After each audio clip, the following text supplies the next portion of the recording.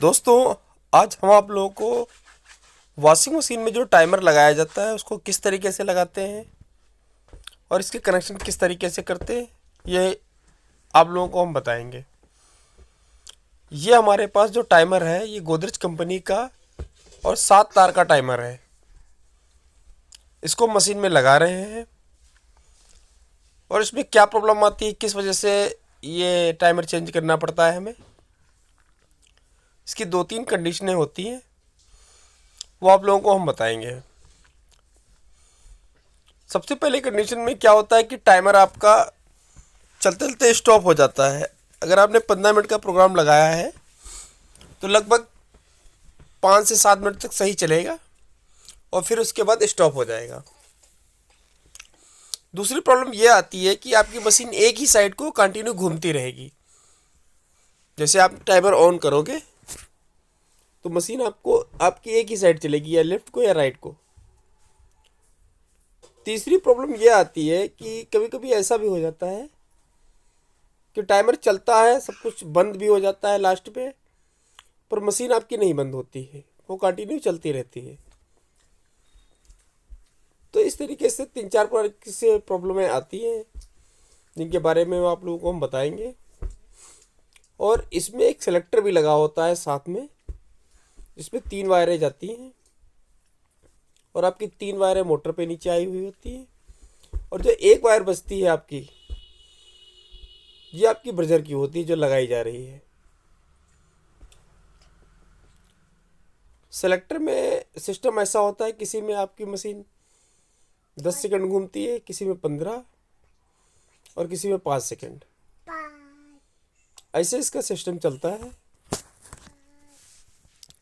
ये देख लिए, ब्रजर की तार हमने जोड़ दी है और बाकी जो तारें हैं वो कलर कोड के हिसाब से हम ज्वाइंट करेंगे। तार कोड ज्वाइंट करते वक्त हमेशा ये ध्यान रखना चाहिए कि कोई कलर एक दूसरे में पलटी नहीं करनी चाहिए। रेड में ब्लैक डाल दिया, ब्लैक में रेड, जो जैसा कलर हो उसी पे वैसा ही तार लगाते हैं। वैसे इसके अंदर 3 थिम्बल होते हैं आपके जो सेलेक्टर में जाते हैं, उनमें जैक भी लगे होते हैं लगाने के लिए।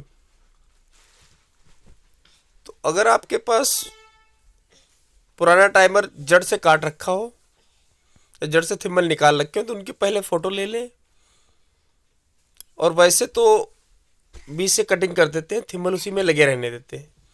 जब नया टाइमर आता है तो पुराने वाले थिम्बल निकाल देते हैं जो जिस कलर पे लगा होता है, और उस पर नया थिम्बल जो टाइमर का होता है वो लगा देते हैं। उससे आप कभी कंफ्यूज नहीं होंगे और टाइम आपका बच जाएगा। हो सकता है आपको ज़्यादा नॉलेज हो तो आप वैसे भी लगा लें, लेकिन अगर आपने फ़ोटो खींच रखी है या तार के टुकड़े उसमें लगे हुए हैं तो ये काम बहुत आसानी से और बहुत जल्दी हो जाता है। तो 3 तार तो आपके सेलेक्टर में चले जाते हैं, एक तार आपका ब्रजर पे चला जाता है और एक जो फेस होता है वो नीचे डायरेक्ट चला जाता है जो टाइमर में आता है। और दूसरा जो है इसका पीले कलर का और ग्रे कलर का तार जो होता है वो कैपेसिटर पे चले जाते हैं। जो नीचे जाके जो मोटर की 2 तारें आई होती हैं जो कैपेसिटर पे गई होती हैं, उन्हीं में ये दोनों तारें जॉइंट हो जाती हैं। होता क्या है कि जब आप इसको ऑन करते हो टाइमर को, तो इसमें एक तार, जैसे पीली वाली तार है, इसके ऊपर कभी इसके अंदर की जो फेस है वो टच हो जाता है और कभी ग्रे के साथ। तो इस तरीके से इन दोनों का सर्किल चलता रहता है। इससे मशीन लेफ्ट और राइट दोनों साइड को घूमती है। और जब आपका टाइम पूरा हो जाता है कपड़े धुलने का सर्किल, तो उसके बाद एक तेज़ी से आवाज़ आती है जो ब्रजर की आवाज़ आती है। वो आपको संकेत देती है कि आपके कपड़ों की धुलाई हो चुकी है और आप वॉशिंग मशीन को बंद कर दें, या अगर आपको ज़्यादा गंदे कपड़े हैं दूसरी बार लगाना है तो उसके लिए ऑन करें दोबारा। अगर आपके कनेक्शन कोई भी गलत हो जाते हैं तो आपकी मशीन एक तो पहली बार सही कंडीशन में नहीं चलेगी, या लेफ्ट को चलती रहेगी या राइट को।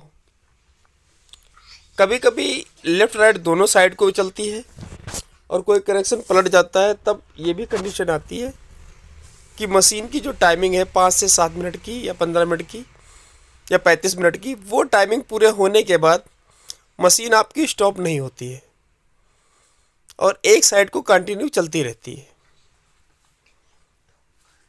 कभी कभी अगर आप ब्रिजर का तार कोई किसी अदर पॉइंट पे डाल देते हैं तो टाइमिंग पूरा होने के साथ आपका ब्रिजर नहीं बचता है। तो इसलिए जब भी इसकी वायरिंग करें तो बहुत सोच समझ के और सही तरीके से करें। और जब भी पुराना टाइमर निकालें तो पहले फ़ोटो ले लें कौन सी तार कहाँ पे लगी हुई है। कभी कभी ऐसा भी हो जाता है कि टाइमर के अंदर से कभी कभी तार कोई पलटी में आ जाती है, तो उसमें आप लोगों को बहुत दिक्कत आती है। उसमें बहुत समझना पड़ता है कि कौन सी तार कहाँ की है, क्योंकि कभी कभी कलर कोड सेम नहीं होते हैं। उस कंडीशन में बहुत दिक्कत आती है। वैसे टाइमर में ज़्यादातर 3 तार ही बड़े होते हैं, बाकी तार सारे ही छोटे होते हैं। 3 तारों की ये पहचान है कि वो आपके कैपेसिटर पे 2 तार जाएंगे और एक से फेस आएगा ऊपर। इसीलिए कंपनी वाले जानबूझकर वो तार जो है वो बड़े रखते हैं, इस जिससे इंसान को कंफ्यूज ना हो और आसानी से करेक्शन कर सके। टाइमर जब भी आप लाएं तो 35 मिनट का जो टाइमर हो वो पूरा 35 मिनट का ही लाएं।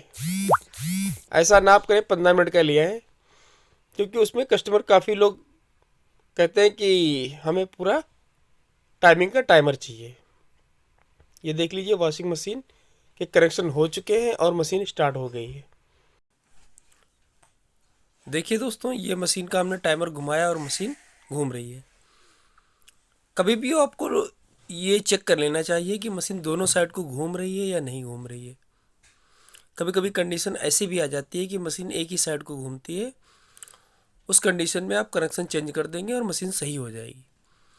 इसी तरीके की वीडियो देखने के लिए दोस्तों हमारे चैनल को लाइक शेयर सब्सक्राइब करें। फिर मिलते हैं दोस्तों नई वीडियो के साथ, नए टॉपिक के साथ। तब तक के लिए दोस्तों बाय बाय।